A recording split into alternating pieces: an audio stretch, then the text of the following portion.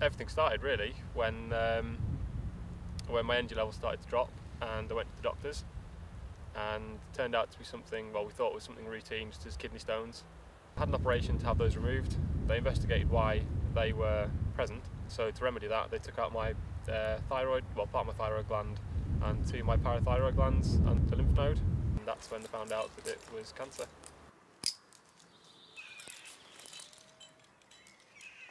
There's 286 reported cases in the United States, Japan and Europe of people with the type of cancer that I have. We've just found out, literally just earlier this week, that it's actually metastasised, so there's a tumour growing in my lungs as well. They're not too sure on the course of action to take from there, so I just have to wait and see really.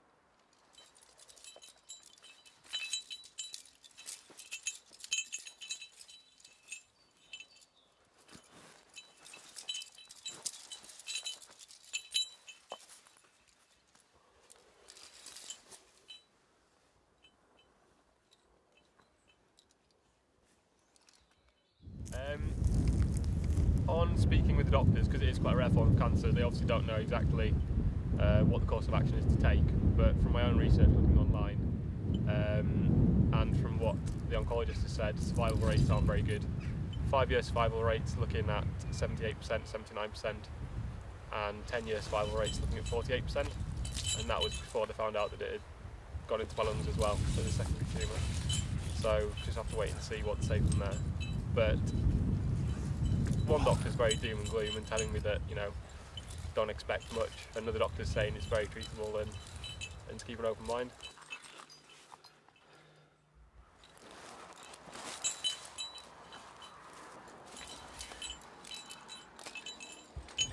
When I found out about it, I didn't want to stay in and just feel sorry for myself. I did initially, but that soon went, and I soon thought I'd rather get out, do something to take my mind off it, go out and do what I enjoy doing.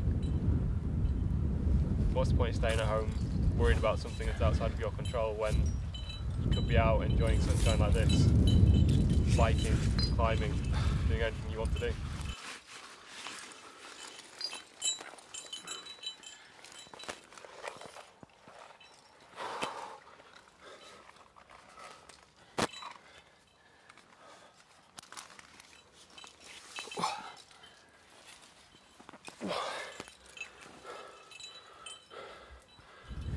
I mean, having Lake District on the doorstep as well, it's a prime location for getting out and doing these things that we enjoy.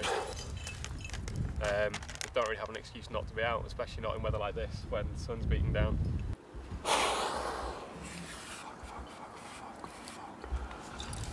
Being faced with the prospect of death, it's not something I expected I'd have to deal with this early on. It does kind of make you think that there's, you know, parts of your life you're not going to be able to do. Like, you might not be able to have a kid, you might not be able to get married, but I don't really see that as something that I can have control over. Obviously I can't, so at the end of the day I may as well do what I can do, and if that's enjoy my life as much as I can and as fully as I can, then I think that's definitely the better course of action to take.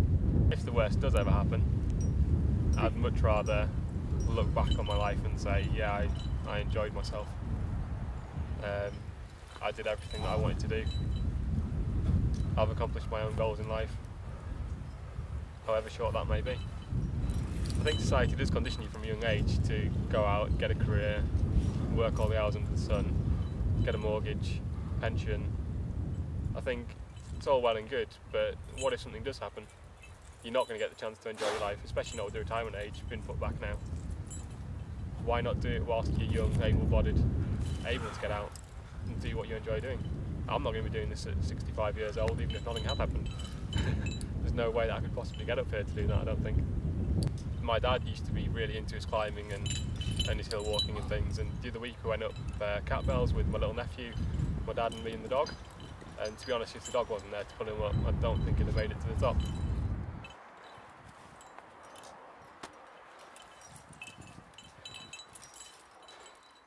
Yes! That was Fisher's Folly that we've just done, led and seconded, really good route. Up, traverse, up, really good, except when your gear falls out.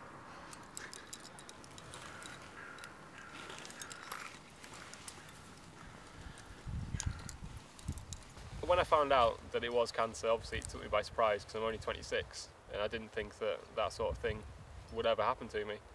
I know that it affects 1 in 3 people sometime in their lifetime, but to happen to somebody quite young isn't very common at all. It upset me and it upset my family, obviously, and my friends.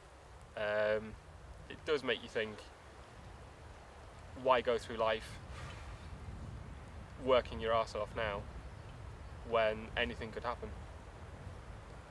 I'd much rather enjoy my life now, because at the end of the day you could walk out on the street tomorrow and get hit by a bus. 1, 2, 3.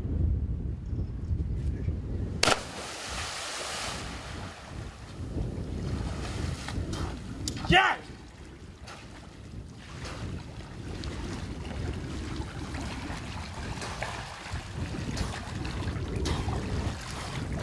Free soloing is basically climbing without ropes and without a partner sometimes. You can just go attack a crag, get up there however you want to get up there.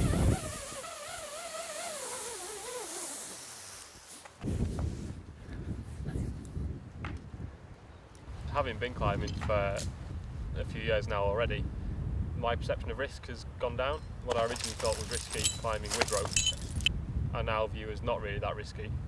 Lead climbing still every now and then on some routes, yeah, it does get the heart going, but on the more, well, basic routes, some of the more classic routes, I think free soloing without ropes definitely enables me to live life to the full. I can definitely get more out of it.